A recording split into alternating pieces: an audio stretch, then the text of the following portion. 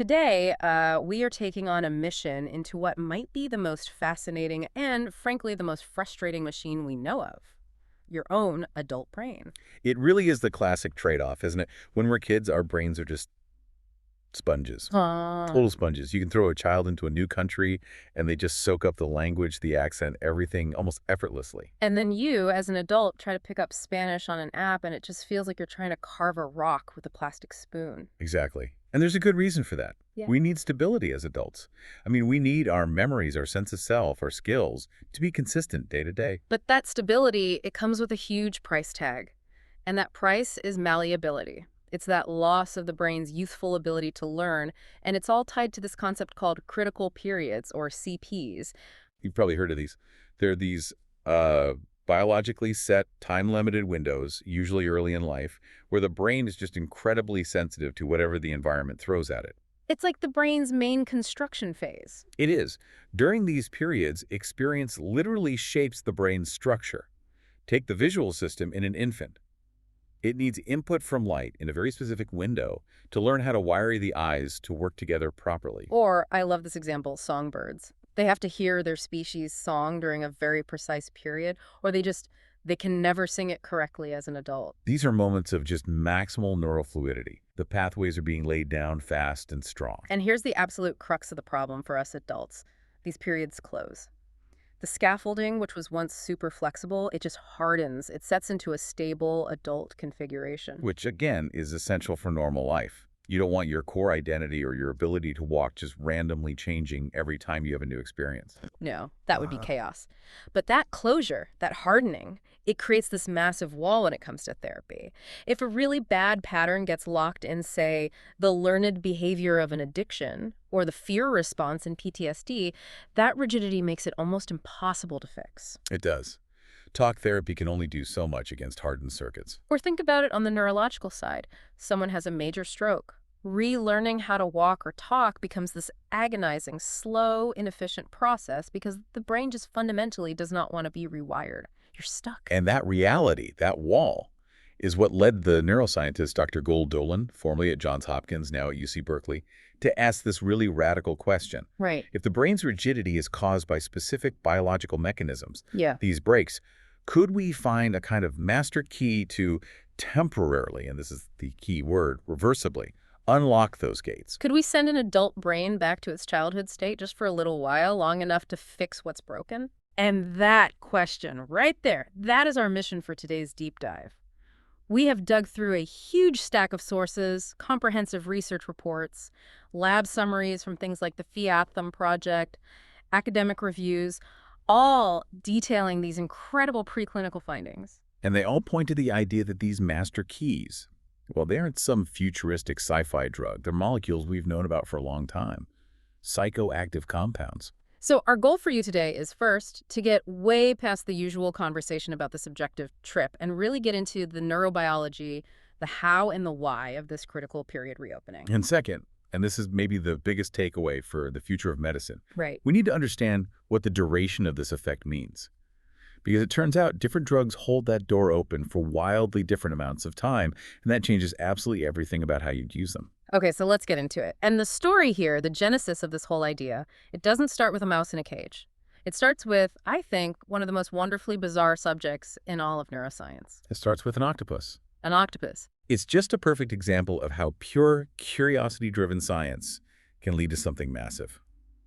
Dr. Dolan's early work was on social behavior and critical periods, and she was looking at the brain's reward pathway, specifically a spot called the nucleus accumbens, or MANAC. Right. Her team had already found that, in mice, social time is rewarding because of this interplay between oxytocin and serotonin in the ANAC. It's basically the brain chemical system that pushes us to bond with each other. So she has this mechanism for social bonding in mammals, and then she makes this incredible leap. The outline here calls it the surprising nugget, which is perfect, the Octopus Experiment, She decides to give MDMA, the drug most people know as ecstasy, to octopuses. which on the surface just sounds completely absurd. It does. I mean, octopuses are famously solitary animals. They do not hang out. They interact to mate or to fight, and that's about it. Their nervous systems are just They're wildly different from ours. Hmm. We're talking about a brain that evolved on a totally separate path for hundreds of millions of years. So why MDMA of all the things to give an octopus? Because in humans, MDMA's most famous effect is this profound feeling of empathy and social closeness. It makes people want to bond. So the question was, is the neurochemical root of social behavior so ancient, so fundamental, that it actually predates the split between vertebrates and invertebrates? Wow. If MDMA does something to an octopus's social behavior, it means the drug is hitting a mechanism that is just incredibly old and conserved across evolution. That is it's a mind-bending concept. It's like finding a key that opens a lock on a spaceship from Earth. Right. And also on a spaceship from a completely different galaxy. So what happened? What did the dosed octopuses do? The results were, frankly, they were astonishing and a little bit charming. The MDMA made the octopuses do something they never do. It made them social. Social how? Instead of avoiding each other, they spent way more time interacting with other octopuses in the tank. The papers describe it as exploratory, non-aggressive physical interaction. They became touchy-feely. Yes. That's the perfect description. You got these normally reclusive creatures acting all curious and gentle with each other. A cephalopod cuddle party. That's amazing. But, okay, beyond the humor of it, the implication is just massive. It suggests MDMA isn't just working on some unique human-specific part of the brain. It's hitting a core mechanism for how a brain values social interaction. A mechanism that has survived for 500 million years of evolution. Yeah. And that finding, that core insight, is what allowed the lab to pivot back to the main hypothesis. If MDMA can universally change the value of social interaction. Could it be the key to unlocking the brain's ability to learn new social behaviors even in adulthood? Precisely. So how do you even test that? How do you measure if a critical period has reopened in an adult mouse? You use a very specific, very clever test. It's a behavioral assay called social reward learning. What they do is they basically train adult mice to associate one room or chamber with being able to socialize with another mouse and another chamber with being alone. Now, normally, adult mice are pretty set in their ways. Their preference for being alone or with a familiar friend is locked in, it's rigid. But juvenile mice, they're learners. They can quickly learn to prefer the social chamber if they find the interaction rewarding. So the goal was to see if you could make adult mice suddenly start acting like teenagers again. You got it. And that was the core discovery. A single dose of MDMA successfully reopened that social critical period in the adult mice. They completely regained a juvenile-like ability to learn, and they rapidly started preferring the socially rewarded chamber. The undrugged adult mice, meanwhile, couldn't do it. They were stuck. And this is where the whole paradigm starts to shift, isn't it? Because we're not talking about a drug that just changes your mood anymore. Not at all. We're talking about something that restores a general learning capability, a fundamental piece of how the brain develops. Exactly right. And that's the insight that takes this conversation way, way beyond psychiatry. If you can reopen these fundamental windows for plasticity, you're not just limited to treating, depression or PTSD. You can start thinking about neurological conditions. Like stroke recovery, where the brain desperately needs to build new pathways to get around damaged tissue. Or think about someone getting a cochlear implant. That process of the brain learning to interpret these new electronic signals as sound is a massive learning task. And it's so much harder for adults than for kids who get them. Because the critical period for auditory processing is closed. But what if you can temporarily reopen it? The potential applications are just immense because the mechanism is about learning itself, not just feeling better. And the sources are very clear on this. We have to stress the big caveat right away. This isn't some magic pill. Not even close. The induced plasticity has to be guided. That is the most important constraint. It's like you've been given a key to the biggest library in the world. The door's open. But if you don't walk in, pick up a book, and actually read it, nothing changes. So just taking the drug on its own is basically useless for therapeutic change. It is. The new malleability, this open state, has to be paired with intensive targeted work. That could be physical therapy for the stroke patient, cognitive behavioral therapy for the person with addiction, or sensory training for the implant user. You have to flood those newly flexible circuits with the right information to guide the plasticity toward a good outcome. That distinction is so critical, the unlock state versus the guided relearning. And that leads us right to this new term they're using to define this whole class of drugs. Right, psychoplastogens. The term itself was coined by Dr. David E. Olson, and it's designed specifically to move the conversation past the old loaded words like psychedelic. It defines them by what they actually do to the brain. It defines them by their function. Their shared ability to promote neuroplasticity, literally reshape the structure and function of the brain. They are agents of plasticity. What's so amazing and what the research really highlights is just how different these molecules are from each other. If you look at their chemical structures, they look nothing alike. Not at all. And yet, they all land on the same result Hmm. in that adult mouse model. It's this incredible example of chemical convergence. So what are we talking about here? What's on the list? Well, source materials confirmed that a whole range of compounds worked. You have Yeah. the classic psychedelics like LSD and psilocybin. You have the entheogens like MDMA. You have dissociatives like ketamine. And even these really complex ones like ibogaine. Okay, hold on. You have to stop me there. Because ketamine and LSD, they hit completely different primary targets in the brain. LSD is all about the serotonin 2A receptor. Ketamine is an NMDA receptor antagonist. I mean, at the first step, those mechanisms are worlds apart. They are. And that's the key insight.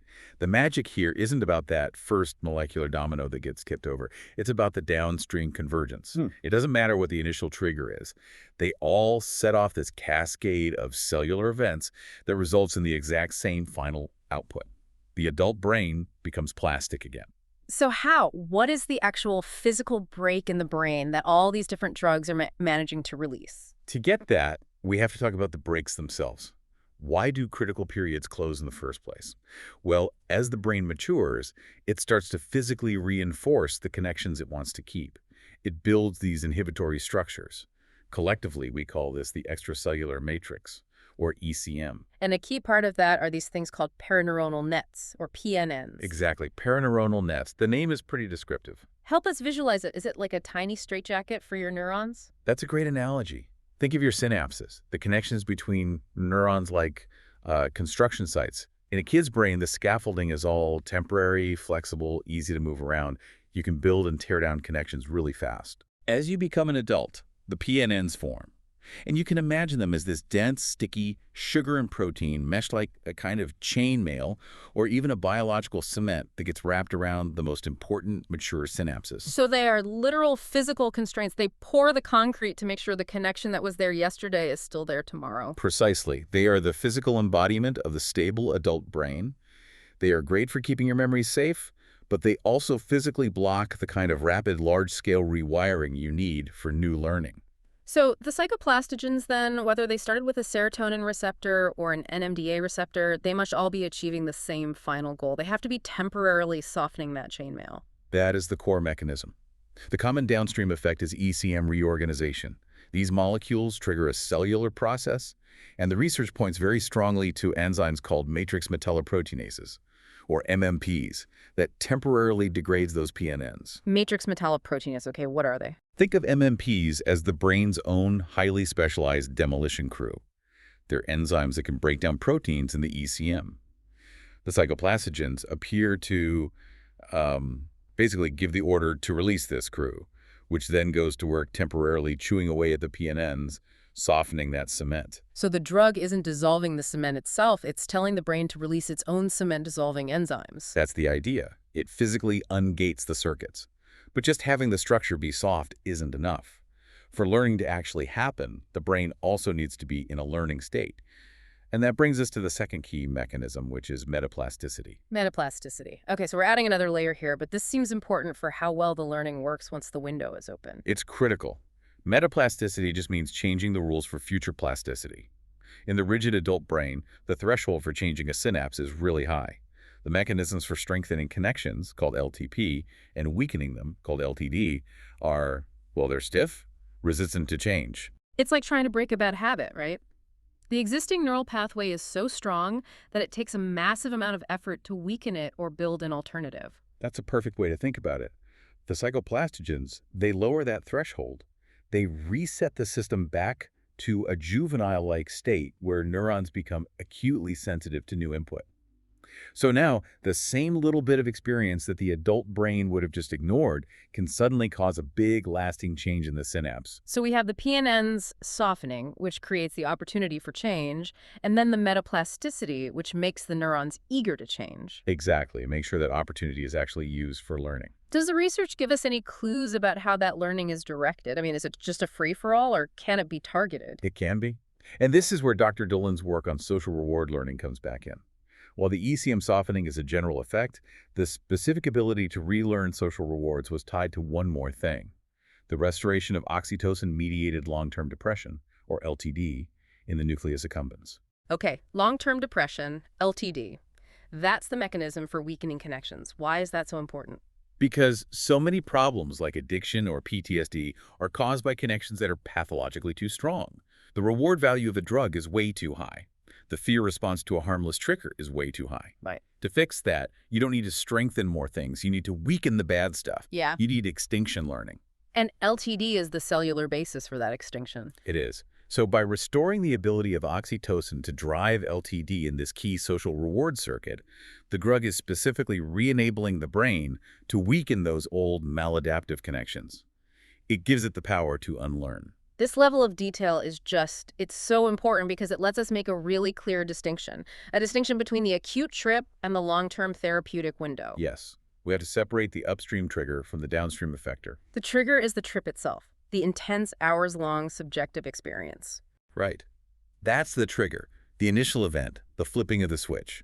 It involves the direct action on the receptors, but the actual therapeutic action, the ability to rewire the brain, that's the downstream effector. And that's the PNN degradation, the ECM reorganization, the state of metaplasticity. And critically, that state doesn't last for hours.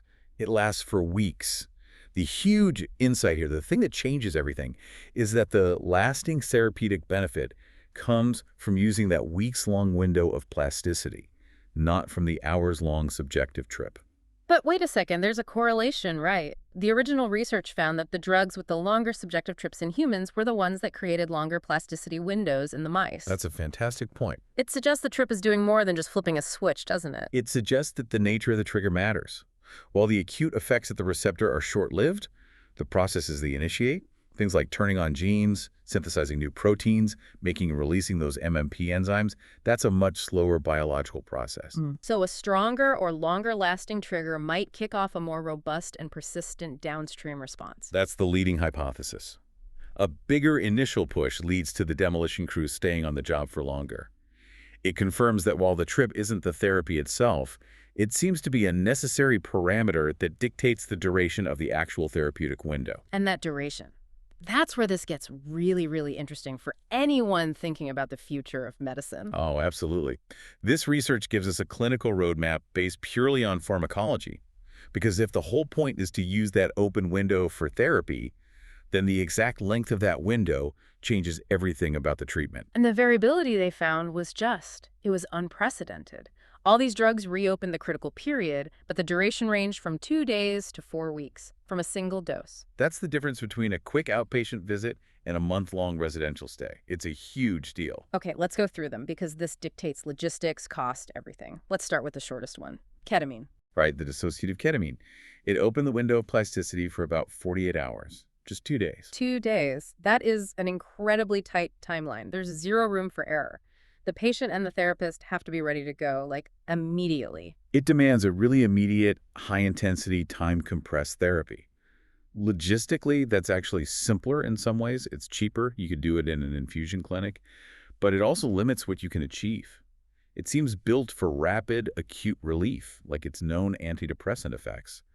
But maybe not for unpacking years of complex trauma. Okay, so moving up the ladder, you have MDMA and psilocybin. They're often talked about together in the current trials. And they provide a much more workable window, about 2 weeks. 2 weeks feels like the sweet spot for a lot of the therapy models being developed now. It is. It supports a structured, spaced-out therapy plan. You have time for several sessions.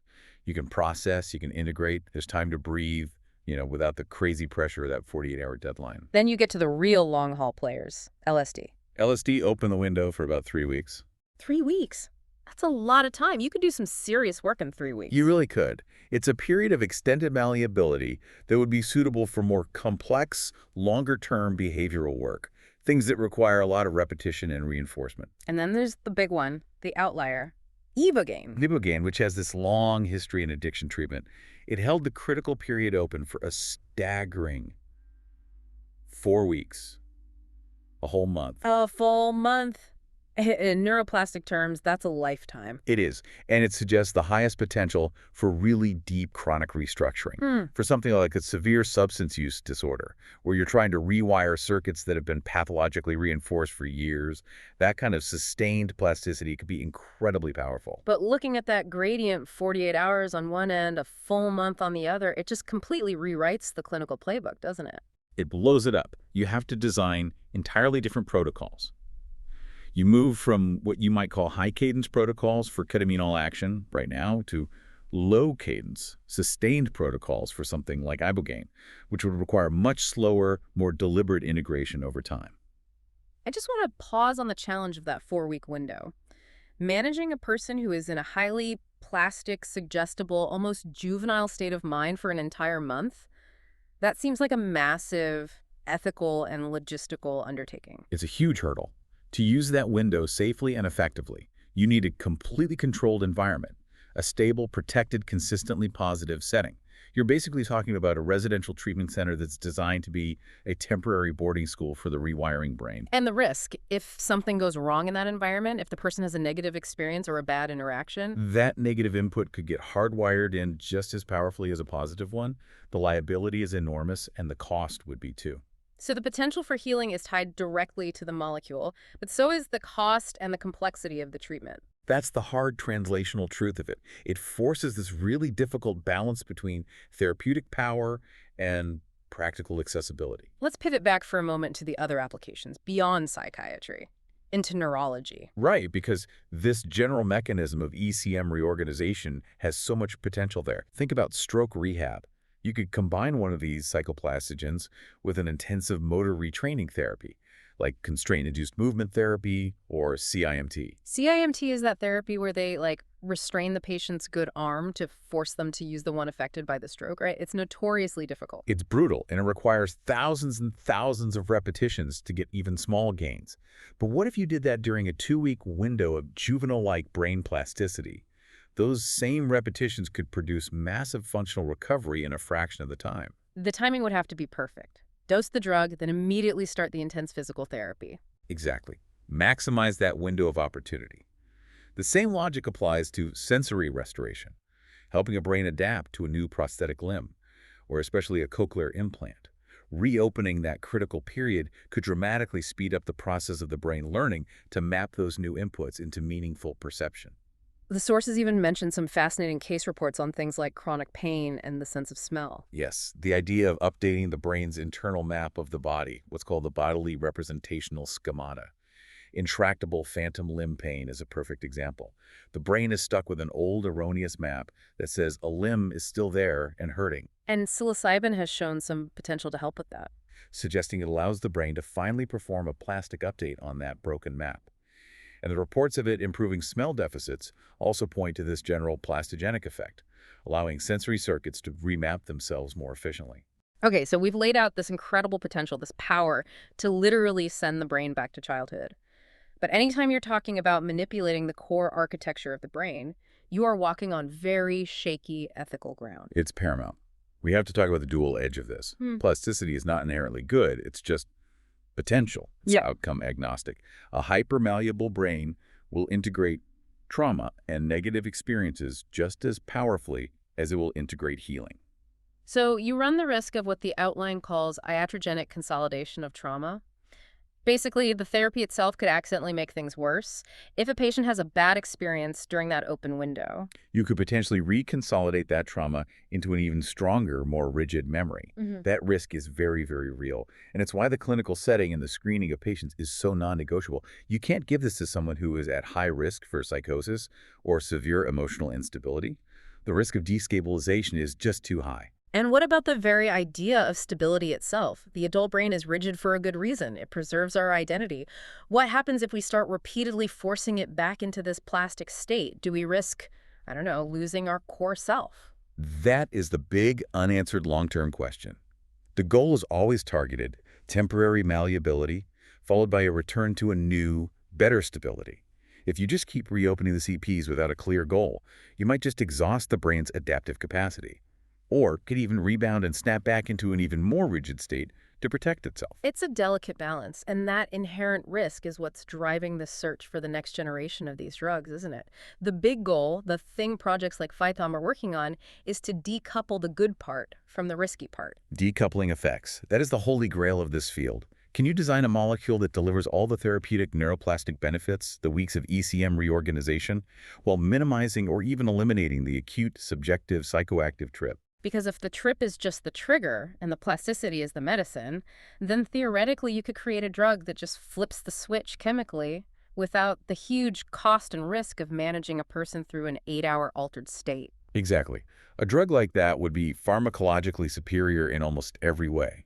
Safer, easier to administer, more acceptable to regulators. But to get to that point, you can't just rely on a patient saying, "I felt something." You need proof. You need to see that the scaffolding actually came down. You need objective biomarkers.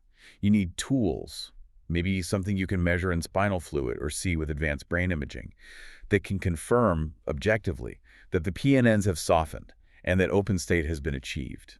So finally, let's just connect all of this amazing preclinical work back to what we've seen in human brain imaging. The sources talk a lot about the default mode network, the DMN. Right, the DMN, which is often thought of as the neural home of the self or the ego. And the human imaging data lines up perfectly with this whole plasticity mechanism. Psychedelics like psilocybin and LSD are known to cause this massive desynchronization within the DMN. Let's use an analogy for that. What does desynchronizing the DMN actually do? Think of your DMN as the very rigid, very efficient CEO of your brain. This CEO runs everything based on a lifetime of established rules, assumptions, and beliefs about the world. It's the filter of your personal history. And that CEO is so set in its ways that the whole system is very resistant to new ideas. Precisely.